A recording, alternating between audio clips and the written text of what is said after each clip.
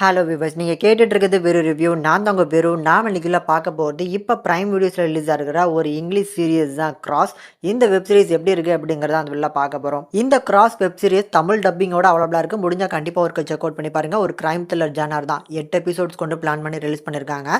இந்த சீரியஸ் எப்படி வந்திருக்கு, பார்க்கறதுக்கு ஒர்த்தபிளான சீரியஸா அப்படிங்கிறத டீட்டெயிலாக பார்க்கலாம். ஃபஸ்ட்டு கதை என்ன அப்படிங்கிறத பார்த்துருவோம். கதாநாயகன் பேர் தான் அலெக்ஸ் கிராஸ். இவர் ஒரு டிடெக்டிவ் போலீஸ் ஆஃபீஸராக இருக்கிறாரு. இவரோட மனைவி ஒரு வருஷத்துக்கு முன்னால் ஒரு ஷூட் அவுட்டில் இறந்து போயிடுறாங்க. அது யார் பண்ணாங்க, ஏன் பண்ணாங்க, எதுவுமே பார்த்தீங்கன்னா இன்ன வரைக்கும் தெரில. இது நடந்து ஒரு வருஷத்துக்கு அப்புறம் இப்போ எமீர் அப்படிங்கிற ஒரு பையனோட ஒரு கேஸ் இவருக்கும் இவரோட பார்ட்னருக்கும் கிடைக்குது.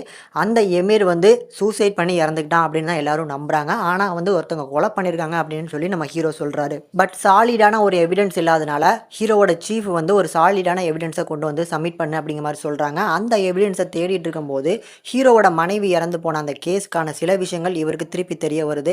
பர்டிகுலராக அவங்க சாகிறதுக்கு முன்னால் யூஸ் பண்ணியிருந்த ஒரு ஷால் வீட்டில் யாரோ வச்சுட்டு போகிறாங்க. ஸோ அந்த கேஸுக்கும் இந்த கேஸுக்கும் என்ன கனெக்ஷன், இல்லை ரெண்டுமே தனித்தனியான கேஸா, அதுலேயுமே இன்னொரு சைடில் ஒரு டேட்டிங் ஆப் மூலமாக ஒருத்தன் ஒரு பொண்ணை டேட் பண்ணுற மாதிரி டேட் பண்ணி அவங்கள ஒரு சில விஷயங்களை டார்ச்சர் பண்ணிட்டு இருக்கான். ஃபைனலாக நம்ம ஹீரோ இந்த கேஸுக்குள்ளே இருக்கக்கூடிய அந்த மிஸ்ட்ரியை வெளியில் கொண்டு வெளிச்சத்துக்கு காட்டினாராங்கிறதா இந்த சீரியஸோட மொத்த கதையுமே. இந்த சீரியஸை பொறுத்தளவுக்கு one of the finest crime thriller சீரியஸாக எடுத்திருக்காங்க.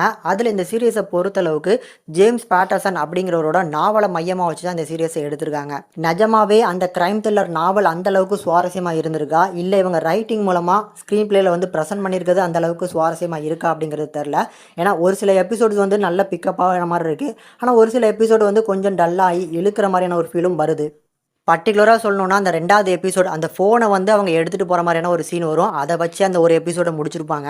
அந்த ஃபோனை எடுக்கலை, டேரெக்டாகவே போலீஸ் எடுத்திருந்தாங்கன்னா இந்த கேஸ் ரொம்ப சுத்த விடாமல் போயிருக்கும். பட் இந்த சீரியஸில் இருக்கக்கூடிய அந்த மிஸ்ட்ரியை நல்லாவே மெயின்டைன் பண்ணியிருந்தாங்க. அதுலேயுமே அந்த கிளைமேக்ஸ் ஒட்டி வரக்கூடிய அந்த ட்விஸ்ட் அண்ட் டர்ன்ஸ் நல்லாவே ஒர்க் அவுட் ஆயிருந்துச்சு. ஆனால் நம்மளுக்கு ஃபஸ்ட்லேருந்தே ஒரு கெஸ் இருக்கும், கூட இருக்கக்கூடியதில் அவங்க நண்பனோ இல்லை இப்போ காதலிக்கிற அந்த பொண்ணோ பண்ணுவாங்களோ அப்படிங்கிற மாதிரி தான் பார்த்தீங்கன்னா எனக்கு ஒரு ஃபீல் வரும்.